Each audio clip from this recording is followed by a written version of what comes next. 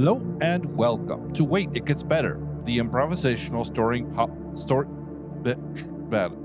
Hello and welcome to Wait, It Gets Better, the improvisational storytelling podcast, where every week we, the podcasters, recite a story that we've made up on the spot for you, the podcastees. Thanks for coming. I am, of course, Levi. I'm Reed. And I'm Seth. And we are here to make you a story. Well, week 2, Seth, you want to do a little recap of this story as we get going into it? Sure. So last week we had something based on a book you're reading, prophecy and government type. And kind of what we came up with was kind of what's going on is in this kind of world or wherever the story is taking place. At some point you had kind of a rebellion of some kind of an uprising that kind of swept, a good portion of these two countries to kind of make a third country, maybe city-state kind of area. In between the two that kind of rose up over this, I guess you could say kind of messianic, very charismatic figure, down with the establishment, maybe it was, rooted in an idea of, some kind of a, looking good for the little guy. Right. And so it drew a lot of people in. However, I think, time has gone on now and they've basically set up, I'd like to think that it's like a one, kind of just this one city kind of being set up as like the New Jerusalem, as you would in a lot of these kind of movements where, we'll get it right this time. And so long as we kind of go along with the high ideals of this movement and everybody's super loyal and does exactly this, turns over all their property, is only dished out what the collective feels that they need, right, kind of thing. And then the idea coming from something based on a book was partly a quote from Bishop Ignatius about the greatest deception being that one would believe that they are not in deception, and that everyone is under deception, and knowing that is the greatest defense against it. Absolutely. And then government prophecy. Type kind of think the prophecy. And so then you have like the prophecy. So instead of being like, which I really like this, instead of being like, 12 moons after the sword has been found and, the hero, some kind of like cryptic message or anything. The prophecy is more of like secret knowledge where I think, some people are slightly cognizant. Yeah.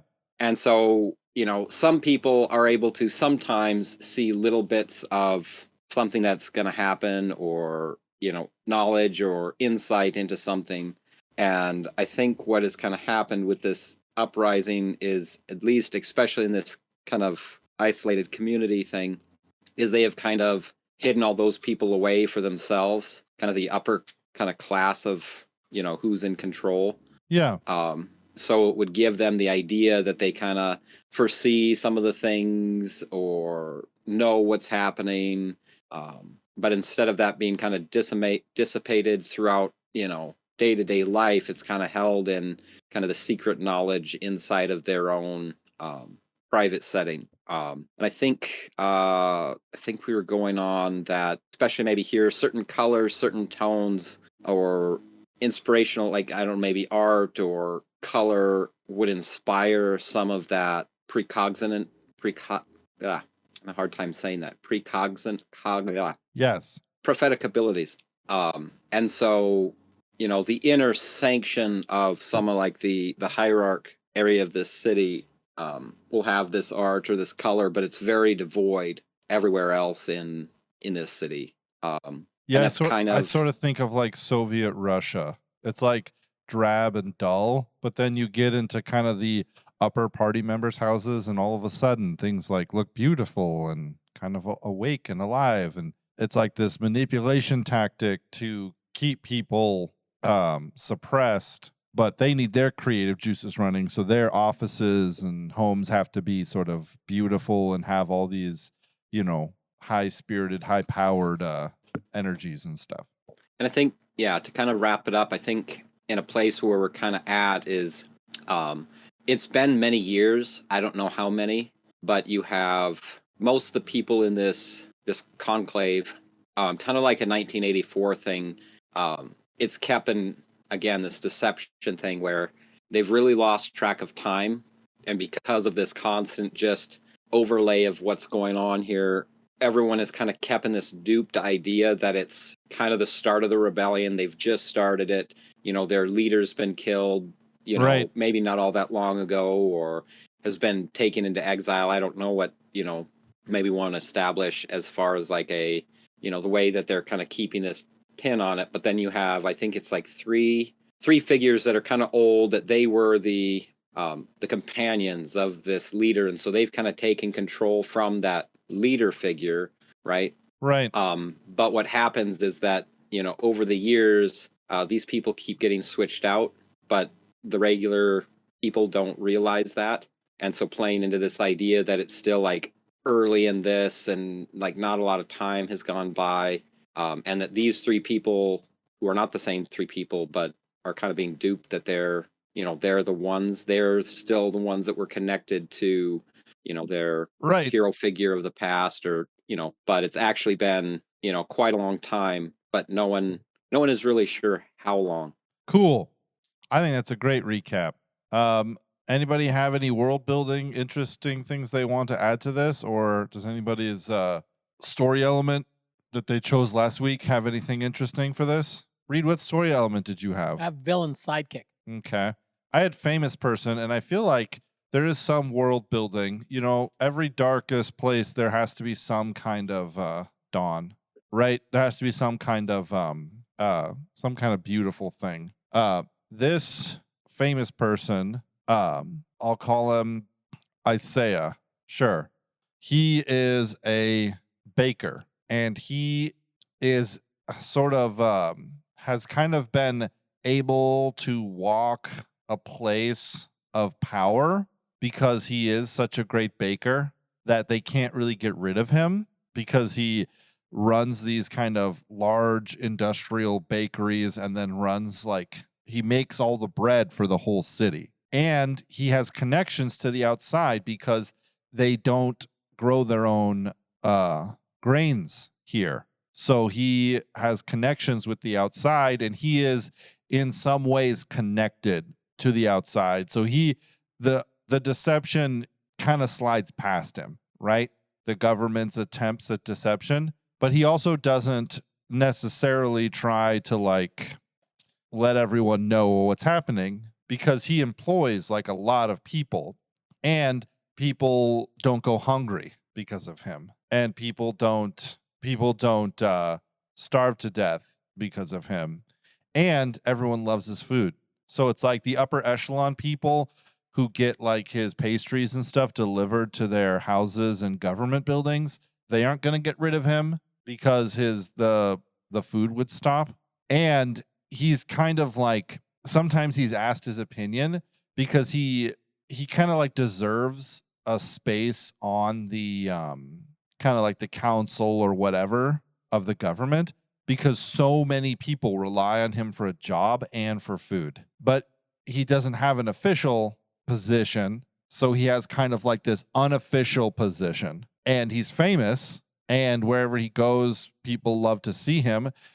You can typically find him at one of the 10 or 20 giant industrial bakeries on any given morning, doing what needs to be done to make sure that the bread comes out by the time the dock workers get up or whatever. But he's one of those people who we have in stories, kind of like Bjorn in The Hobbit, who is so good. He's a good person, but he needs to be convinced to use his good for the current good, Yeah, it tends to be skeptical and suspicious. Yeah, Bjorn had to be convinced to help the dwarves. And if it wasn't for Gandalf, he wouldn't have.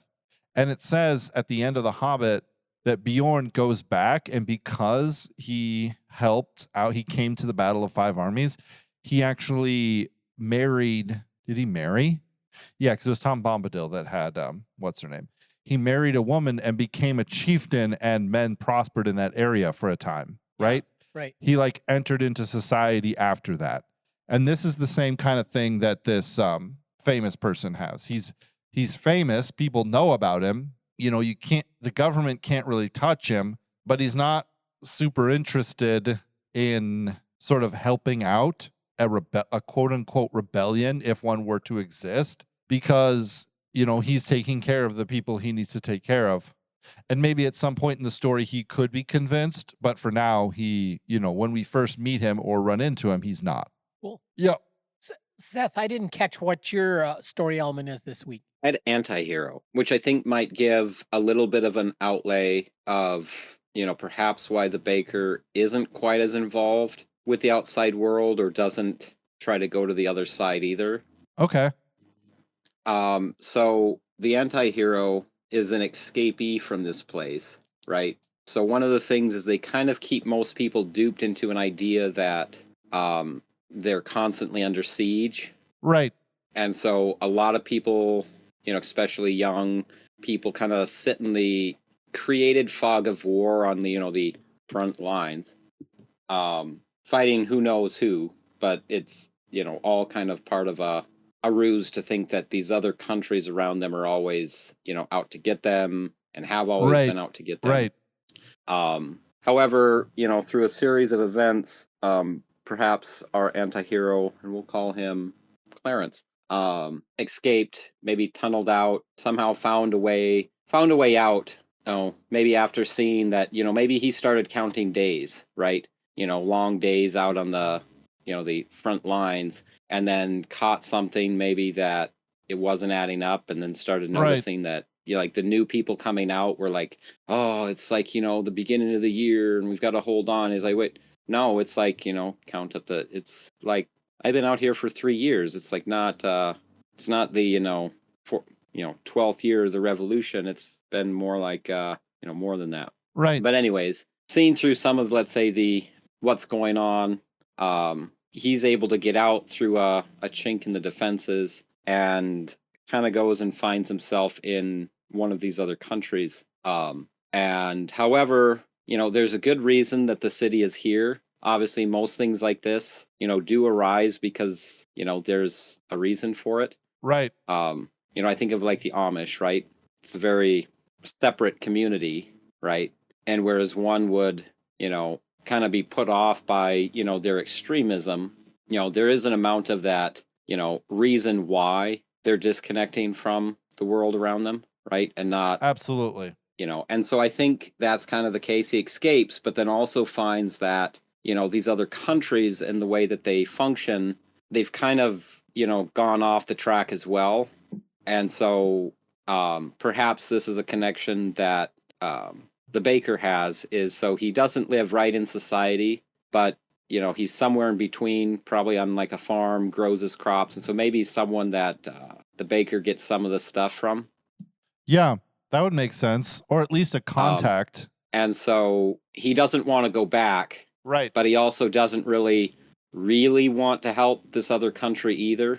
And so he's kind of resigned to be like, well, that's bogus. You know, they have the right reason to not want to be a part with these people, but at the same time, you know, I'm not going back because, you know, that's not. And so kind of being, you know, a veteran kind of figure, but he's just kind of reserved to kind of isolate himself to his country estate, grow his crops, and perhaps he's, you know, one of the connections or vendors for this baker, but isn't all too willing to do anything about. Now, I think that's one of the points, is that he knows a secret way into the city, you know, aka also how a he secret escaped way out of the city then. Yeah. Okay. So either one, he could, like an underground railroad, employ it to get people out, right, or to bring in some kind of a force to do something about it.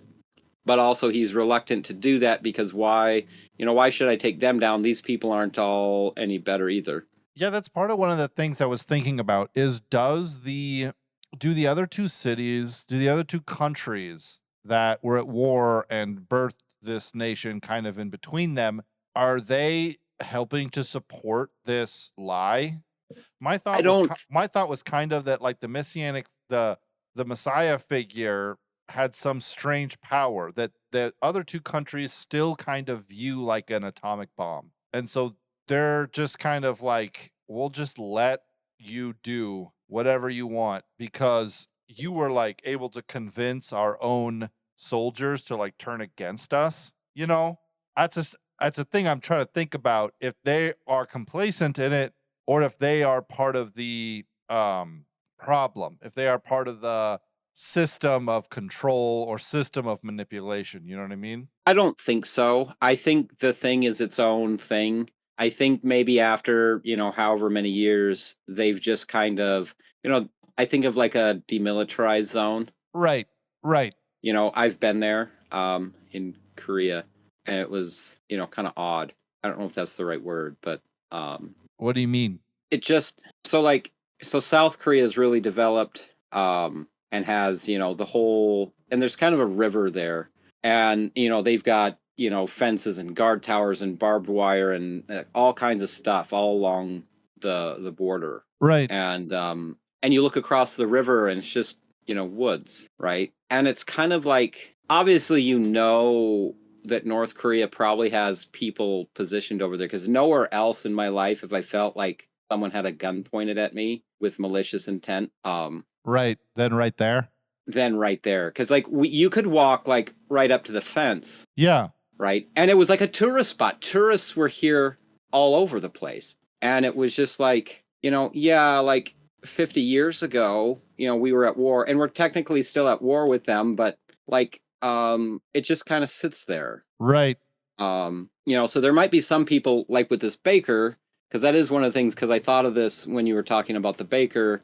A lot of companies from South Korea will kind of try to do that, bring some of the industry, even though they know that like it'll get shut down. They try to bring like stuff into North Korea, to provide jobs or something. And they do a lot of heavy investing into North Korea, and they take years getting the right processing to get over there and bring a little bit of industry so that it can at least bring some aid and work and and something stuff to somebody. Right. Even though, it's not, it's like the least that they can do, knowing kind of the situation.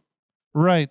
But it obviously hasn't ended the quote unquote war. There's no open conflict. And so there's just kind of like a large swath, between the two places that's like, we keep an eye on it, but like we don't poke it so that it doesn't cause problems, kind of thing. Yeah, that makes a lot more sense than they're like actively involved in it. It's more so they're just kind of ignoring it because it hasn't done anything in so long, And I imagine that they get reports about what it's like inside of this country, but those reports they sound so fantastical. Like the reports we get about what happens in North Korea, they sound so weird and terrifying. And it's like, part of my brain even says that can't be true. If that was as true as you say it was, why doesn't everyone just leave? It's like, well, everyone is there's enough people that are tricked into believing that this is prosperous or this is good, that we're just going to keep going, Mm-hmm. And it doesn't help. I think too, my grandpa had a friend or had someone he knew that came out of Russia during the Soviet thing. And although it was like a weird thing where like he was happy to be out of Russia, but he also didn't exactly, it was like a weird thing. And I think I understand a little bit more of it now. But like having escaped that, but then still kind of being really leery of like the materialistic, not necessarily capitalism, but like the materialistic, like hedonistic idea that America was, that I think a lot of Americans kind of take as, well, that's how we are. That's what makes us better than everybody else. And you're kind of like, you actually sit back and look at it and you're like, being hedonistically materialistic is a good thing? Like, wait a minute, and so I would think that's, almost a case, like, I guess kind of like with the anti-hero, he kind of comes out, but it's like, right, there's a reason why, those people in there believe what they do. Right. And if you understand it, you don't really want to be part of that other thing either. Out here, you might have more quote unquote freedom, but it as a society has, just kind of adopted a whole other kind of lifestyle or mentality that's... Yeah. So that's what your hero is like. I don't want it. I don't want the oppression of my homeland, but I also don't want whatever it is that you have here. Correct. Cool. We're making a really happy and joyful story, guys. Yeah. Do either of you guys have any idea how your story element is gonna hook in here? I should probably We should get the villain sidekick here. Yeah, that'll really tell us who the villain is, I think. Well, maybe. I mean, I conceived of this person without a clear individual as the villain, but Mr. Reynolds is my sidekick, and he kind of prefers to be behind the scenes mover and shaker. He kind of has a remarkable ability to keep his nose clean, and by projecting an image of one kind of in the know, he draws people who want to be in on the game, kind of creating wheels within wheels. He seduces others to do his dirty work. Great. Yeah, among the keepers, among the keepers of secret knowledge, he has learned to implicate ambitious rivals in plots and schemes in the jostling kind of for position, all the while kind of staying above the fray. He's like kind of conniving and slippery, but he does it with this whole clean image. Like he doesn't appear slimy at all, but he likes to get people thinking that they're all part of like a secret kind of a thing that's going on that only they know about. But really, there's and then once they get the things going, he gets them to like betray his colleagues by seducing him into thinking that he could be part of the inner circle. Right. And things get moved around, and this guy Reynolds keeps getting more and more influence and kind of a higher and higher position of power, and anybody that would stand in his way seems to get disgraced and shoved aside. And I almost feel like the villain is the system itself. Yeah, I was literally thinking that as you were saying that. I was literally thinking he serves not a master, but a system. And one of the things I was thinking about was, since we have these people who are slightly clairvoyant and slightly have this precognitive ability, my thought is that the common man out on the street is not what you'd call superstitious, right? But the higher echelons of the government, they live and breathe by these little tidbits, these little secret knowledge bits. Right. Right? They cut their cloth by it. They wake up and go to sleep by it. They decide what to eat each day by it. They're incredibly religiously attached to these little tiny things. And I'm thinking that that's one of the things that's going to be their downfall, is that they sort of pigeonhole themselves so much into these little things, these little prophecies, that it's kind of like you're driving in your car and your GPS says turn left, and it's like there's a lake to the left, but you just turn left because that's what it says. Yeah. Right? And this is one of the things that will be their downfall, is the because they tried to use these prophecies and keep them secret. So there is no, at this point, any sort of complete map.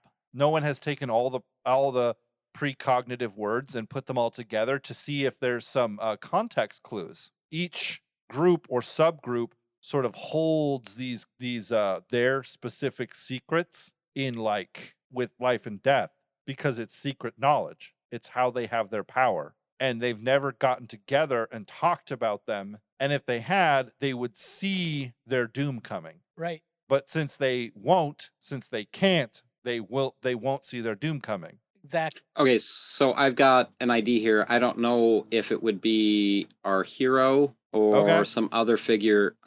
Speaking of that, I was thinking of Ahab, and I forget the prophet's name that comes up, because it wasn't Elijah, but it must have been one of the other prophets that he really hated, because he really hated him, because he never said anything good about me. Oh yeah, I remember where they're going to go up against like Ramoth Gilead, and then the one and everyone's prophesying, you should go up, you will crush them, like Jehoshaphat. No. Jehoshaphat was Jeremiah. It was Jeremiah that got into trouble for not going along with the other prophets that were pronouncing a certain victory. I don't think it was King Jeremiah. I Ahab think it started with like an M, but yes, it's Micaah. like Micah or Yeah, I guess. King Ahab specifically disliked and feared the prophet Micah because Micah consistently prophesied negative messages about Ahab and his decisions. He hated Micah because the prophet did not offer him favorable predictions or encouragement. okay, so like that's the story I'm thinking. Yeah. And so the connection to this is I was originally thinking one of the countries finally like stepping up to like kind of root out this thorn, but they would need the way in. Perhaps that's Right. not directly the case. Perhaps there's like a different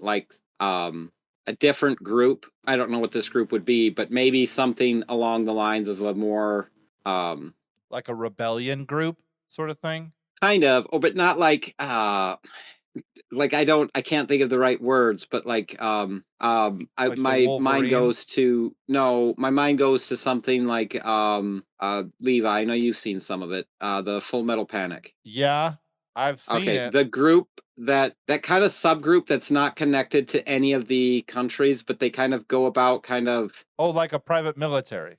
Yeah, that kind of I don't know if you would say they go about do-gooding. But they kind of a mercenary group or a vigilantes, a mercenary group with morals, basically. Basically, where it's like they see this atrocity going on.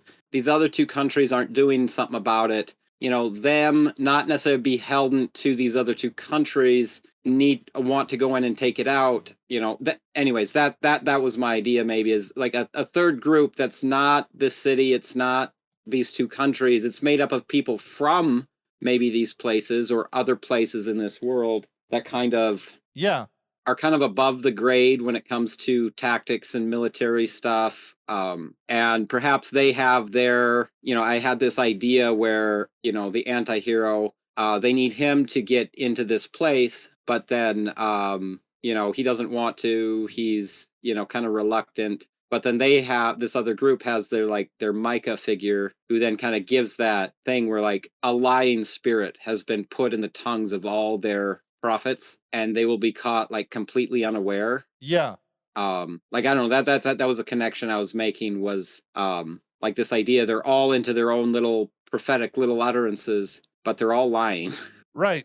And you would they would never know it because none of them have the humility to check any of their secret knowledge with anyone else. And it's plain as day to anyone looking on the outside that like even within the government, they're operating on different ideas about what is true and untrue, but they can't get over the hump of trusting each other with their secret knowledge because the secret knowledge is what gave them their power at the beginning, Mm-hmm. It's like how many people died, it's too many to count, under communism in the Soviet Union when they were definitely sure that communism was not the answer. But all of them were too many of them were too afraid to speak out because when you did speak out or when you did dissent or not, even if you didn't dissent, you were shipped off, And in fact, not speaking out is what led to more death and destruction, If more people had spoken out, then things would have been different or could have been different. I mean, there's a lot of horror, for a while they suppressed rebellions in like the other Soviet states with tanks and automatic weapons, Romania being like one of the most disgustingly, horrifyingly violent ones. And then at the end, it wasn't Romania. Where was the Velvet Revolution at, Reed? Was that Romania? It wasn't Romania. Czechoslovakia. Yeah. Yeah. No one died. Yeah, but there was they just brutally put down an out and out rebellion in 1968. Yeah. And so right. But that's kind of how I'm looking at this story, and I think that would work really well, Seth, with what you were saying. Yeah. It was Hungary in 1956. They were hoping that the Western Europe and Americans would intercede, and then the Soviets just rolled the tanks in and just crushed it. Yeah. And like in Romania, like at the end of its involvement in the Soviet Union, like the president like called up Gorbachev and was like, you gotta send the tanks. You gotta like, because it was all Soviet soldiers in Romania, so the president of Romania couldn't command the Soviet soldiers to attack. And Gorbachev just said, oh, damn, looks like you got some difficult times there, and hung up, and then immediately called the head of the Soviet military and said, you will not shoot on any civilians. We're going to let this play out, and then hung up. And it was like, by that time, Gorbachev kind of understood and knew that something needed to change, that they needed to change, but it's like too many people operated on delusion for too long. And you can see that in any kind of fickle or feeling based government system, is people end up operating on delusion for far too long, and then things get bad.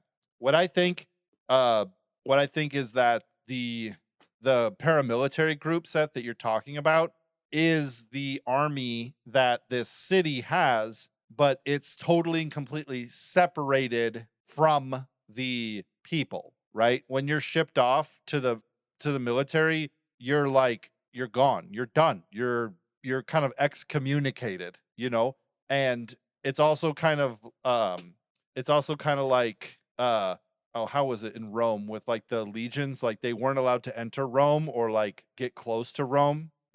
Right? It's that same kind of like quote unquote separation of power, where the army is like across the river and they have bases and farms and stuff set up out there, and they're supposed to protect us. But what's been happening is people have been growing apart.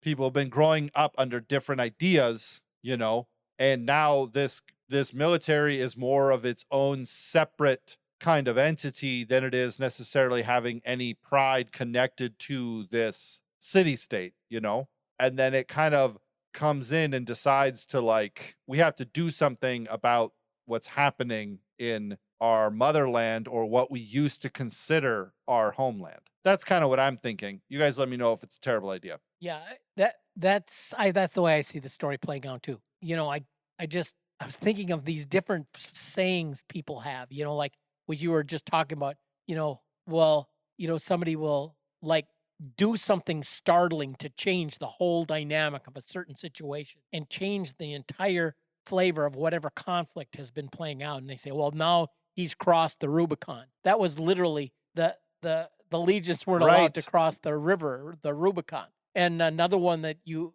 hear people say, well, that's beyond the pale. Well, at a certain point in Victorian, I think, I don't have my history exactly down to the dates, but in Dublin, where the British, the English landlords lived in fancy mansions and had servants and everything, was behind the pale, literally a fence line, and out in the countryside where the Irish were just being Irish. Right. And if somebody was behaving in a way that was a little bit not civilized, they'd say, well, that's beyond the pale, Yeah. But anyway, it's funny, we get these expressions, and it's like people trying to keep control when it's literally out of control. And another thing that I thought of, this is really random, but I thought of, this 2024 election, registering 160,000 Amish people that say, nah, and they gone in and voted and changed the entire results of the election in Pennsylvania. And it's really funny because they've never bought in to the system, but finally said, you know what, this has just gone too far. We're going to have to ante up and kick in. Yeah. I mean, it's a terrifying time if you can get the Amish to like come out and vote, like, I don't care who you're following. That's a terrifying time. Any other thoughts from anybody? World building thoughts, setting up thoughts. Next week will be our final storytelling episode with this, unless we feel like it needs to go farther, where we will sort of set up the story. We've done pretty good world building, I feel like. Set up the story and move it through its paces and get it to the end. But any other thoughts here at these last minutes? No, I'm good. All right. Well, ladies and gentlemen, thank you so much for joining us for this episode of Wait, It Gets Better. If you liked this episode, if you thought this episode was interesting, our world building was unique, we had cool or fun ideas, send us a message at Waititgetsbettercast@gmail.com, or message us on Twitter at @getsbettercast. We'd love to hear from you. We would love to hear your ideas, your critiques, and criticisms. And until next time, I would say, just wait. It gets better.